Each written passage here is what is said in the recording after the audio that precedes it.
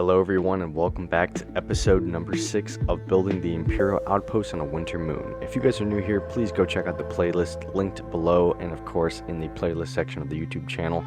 This week I'm going to be straightening out a lot of things. You can see I just cleared up some of my workspace because I was building rock work in the previous 2 episodes, but now that that's all kind of cleaned up all there, that's going to be fantastic. You'll also notice that I have removed several base plates. That's because I actually got in a few of these base plates here. I believe I got 3 of those new white base plates. Those are definitely going to be really nice. I'm going to have to replace some of the other ones. I think it's going to just be a lot easier to actually build on that. Here's kind of a general overview of what that might look like once it's actually all completed. Of course, I still have to build all the terrain work and fill in some gaps over there. I'm going to be playing around with how big I want the actual terrain to be. You guys can see the base section over there as well. I definitely want to scale it properly.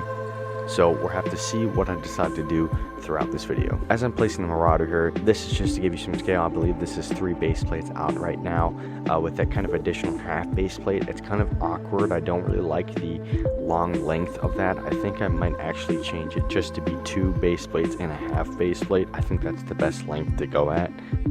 Then here's kind of a side angle view. I think that's a good size terrain. I don't think any larger is really necessary. I'm now going to jump into a time lapse of building up the terrain section. I definitely want to raise all of this stuff and make it kind of a modular system using some Technic pins, which I'll show you later.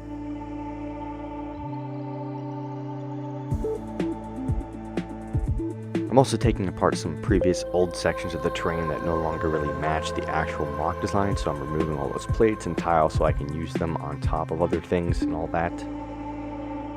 And of course, this older gray base plate is kind of a disaster, so that is going to be one of the things I'm going to have to take apart now. A lot of parts and time went into that, so that's going to be a huge time chunk to take that thing apart.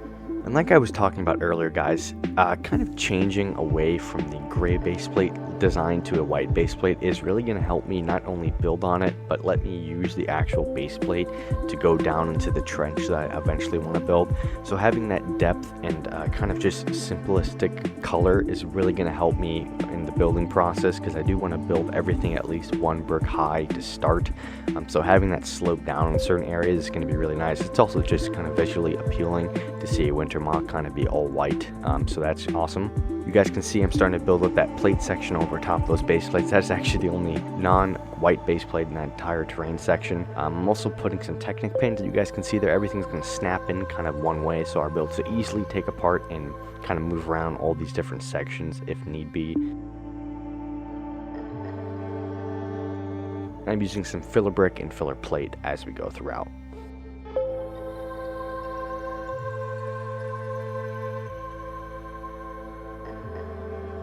I really love building like this. It's kind of like almost like a mill system. I think it just looks very professional, and having an actual like finished-in border instead of just base plate border is something I really want to get across throughout this mock. Here's some of it completed. I still have some sections to do over there.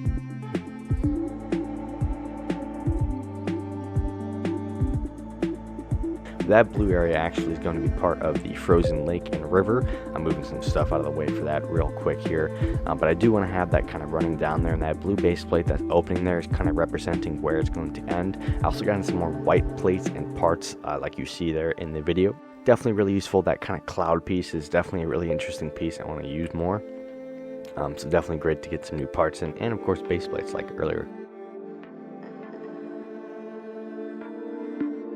One area I definitely want to get straightened out eventually, probably in the next episode, is that front section of the terrain. Now that it is all white, it definitely gives me basically a blank canvas. I'm reattaching a lot of the Technic pins too to kind of straighten out my work area.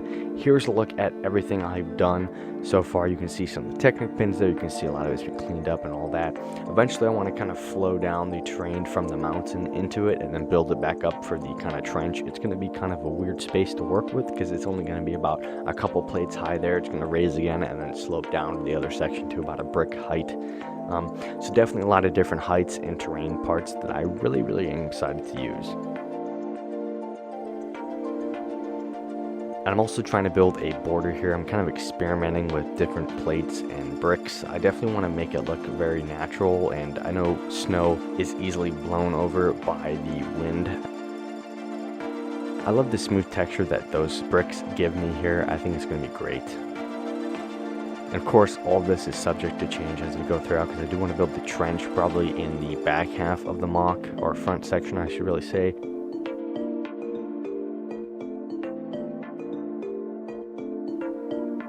Here's another look at the other side of the time lapse and kind of finishing up some of the missing gaps there. Of course, the rest of the blue blaze plate section is actually going to be where the lake is. And of course, I'm jumping over to the other side as well, kind of finishing up that texture.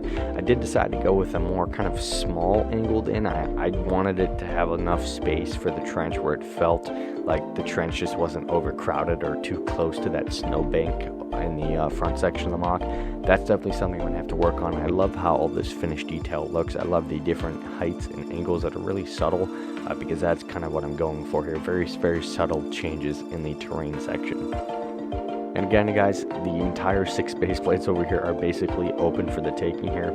And that whole front section is practically done, which is actually really exciting. I actually got a lot of work done. I love building terrain. It's one of my favorite things. It does change a lot during this, but I don't foresee this area changing because I really like the height difference, the different plates and bricks and textures I was able to put into it. So thank you guys for watching this episode. Make sure you guys stay tuned for next episode next Friday, and I will see you guys on the next one.